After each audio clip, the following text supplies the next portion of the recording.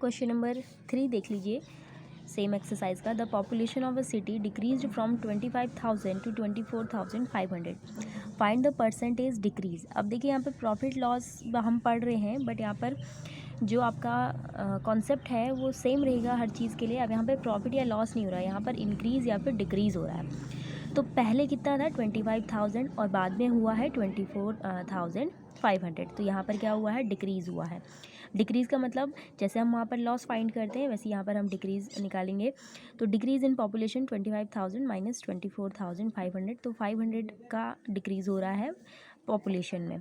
अब परसेंटेज में कैसे निकालेंगे, यहाँ पर डिक्रीज़ हम लिखेंगे, वहाँ पर हम लॉस लिखते हैं, यहाँ पर decrease divided by initial population. Initial population जैसे हम सीपी लिखते हैं, पहले जितने में हमने खरीदी है कोई भी प्रोडक्ट, तो यहाँ पर इनिशियल पॉपुलेशन आएगा decrease upon initial population multiply 100।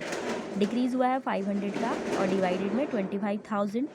Solve करेंगे, 20 से 20 कैंसिल, 10 से फिर ये वाला 0 कैंसिल, उसके बाद 25 बन जाए 25 एंड 25 टू जा 50, तो 2 आ रहा है, यहाँ कुछ नहीं बच रहा, 2 इंटू 1 2, तो 2% डिक्रीज़ हो रहा है पॉपुलेशन में। यानी कि जो 2% है ये किसका 2% है, 25,000 का 2% है।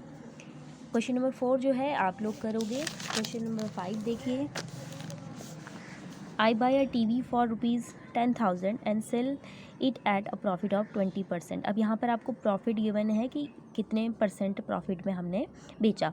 How much money do I get for it, तो आपको बताना है कि कितने रुपए आपको जो प्रॉफिट वाला आपको प्रॉफिट के साथ कितना आपको मिला है। तो CP देखिए 10,000 था, प्रॉफिट हुआ है 20% का, तो जो प्रॉफिट हमेशा आपका CP का ही परसेंट होता है, तो 10,000 का हम 20% फाइंड करेंगे तो हमें प्रॉफिट आ जाएगा।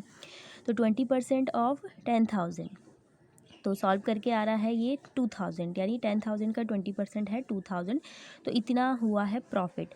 10,000 में लिया था, ख़रीदा था, और 2,000 के प्रॉफिट के साथ उसको बेच दिया, तो टोटल कितनी आपको मनी मिलेगी उसे, तो 10,000 प्लस 2,000 यानी कि 12,000 टोटल होगा। क्वेश्चन नंबर 6 देखिए, Juhi sells a washing machine for ₹13,500, she loses 20% in the bargaining, what was the price at was she bought it. अब ये थोड़ा रिवर्स में आपको यूएन है, यहाँ पर बेचने का आपको यानी कि SP गिवन है 13,500 और लॉस हुआ है उसे 20% का, यानी कि उसने जितने में ख़रीदा होगा उससे कम में उसने इसको बेचा है। तो यहाँ पर आपको CP नहीं गिवन है, SP गिवन है और लॉस हुआ है 20% का।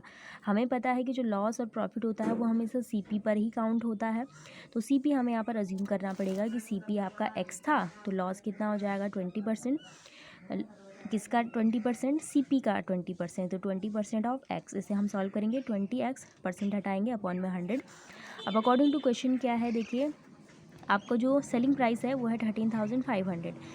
इसके अकॉर्डिंग हम सेलिंग प्राइस फाइंड करें तो सेलिंग प्राइस क्या होगा, CP और माइनस जितना लॉस हुआ, तो X minus 20X upon 100 is equal to 13,500। अब इसे आपको सिर्फ सॉल्व करना है, जैसे हम इक्वेशन सॉल्व करते हैं, यहाँ से 100 इसके साथ आ जाएगा अपॉन में 1, यहाँ पे LCM 100, तो 100x minus 20 is equal to 13,500। अब आपको सिंपली इसे सॉल्व करना है, माइनस करके 80x अपॉन 100 आ जाएगा, यहाँ पर 13,500, उसके बाद यहाँ पर ये क्रॉस मल्टीप्लिकेशन करके x की वैल्यू आ रही है 16,875, यानी कि जो कॉस्ट प्राइस था उसका वो वॉशिंग मशीन का 16,875 रुपीज़ था, जबकि उसने बेचा कितने में था 13,500 में। तो देखिए ज़्यादा में ख़रीदा कम में बेच दिया, तो लॉस हुआ उसे 20% का। ये जो 20% लॉस हुआ वो इसका 20% है 16,875 का। तो इस तरह से आप इसे सॉल्व करोगे।